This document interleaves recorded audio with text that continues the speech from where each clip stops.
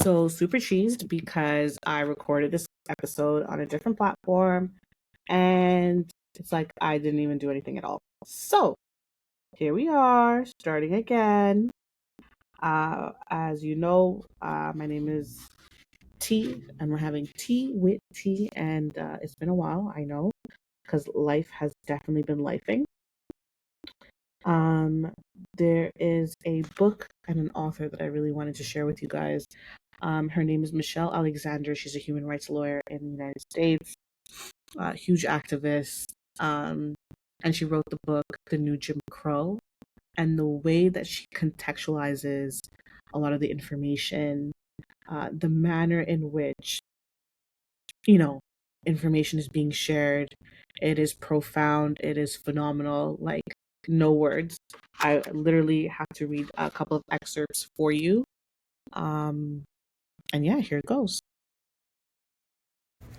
What I have said in nearly every place I've visited is that we must do what is required of all liberation struggles, educate ourselves and others, speak unpopular truths, provide support for those who have been harmed, and organize against the systems that seek to oppress, control, and divide us. We must demand reparations for current and past wrongs, open our hearts and minds to one another, and heal our communities as best we can. We must act with great courage, as well as compassion and humility, for none of us have all the answers. Ultimately, our goal must be to reimagine what justice can and should mean in our communities and our nation as a whole, a task that requires the participation and leadership of those who have suffered most. There's no roadmap, no guidebook. We must make do with the lessons of history and carry forward the struggles of earlier generations, guided by a moral compass that honors dignity and value of us all. So there's another concept where there's e-carceration, which turns entire communities into open-air digital prisons. And the development of this looks predictable. We're already doing it in the form of ankle bracelets, right? Confining people to a specific zone. And there's a historian whose name is Kelly Little Hernandez, and she wrote this essay, Amnesty or Abolition, Felons, Illegals, and the Case for a New Abolition Movement, where she talks about how these systems have emerged as dual interlocking forms of social control that relegate aliens and felons to a racialized caste of outsiders. The system of mass incarceration created a legal framework by which the rights and benefits of citizenship are routinely stripped away from millions of U.S. citizens labeled criminals and felons until they mirror those of non-citizen immigrants within the United States. And everyone talks about, the Charter of Rights and Freedoms as it pertains to Canadians, and any other, Constitution. But the Constitution states that protection is only warranted towards men or citizens.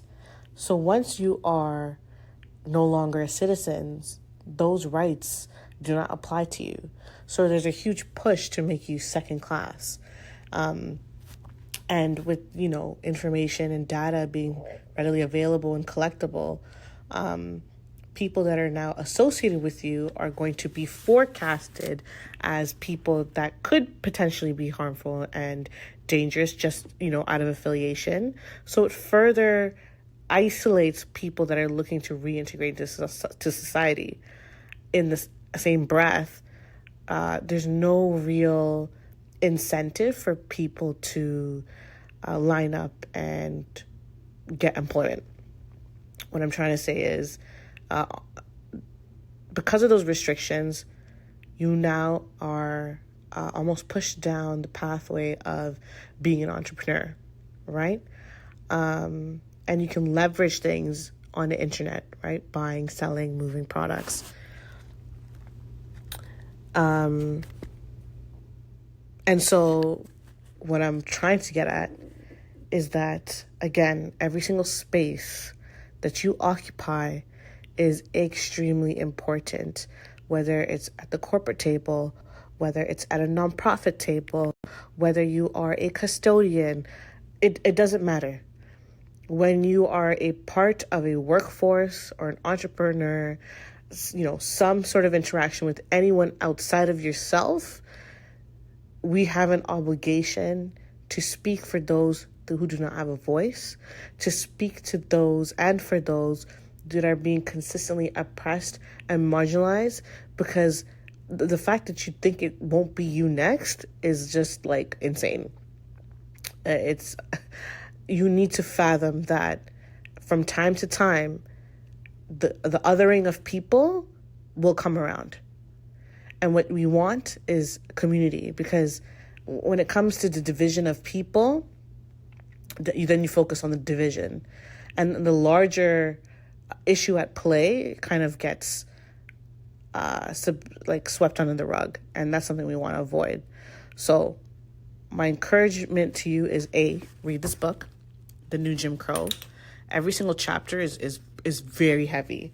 So take your time, read through it, and just remember all the spaces that we occupy, extremely important.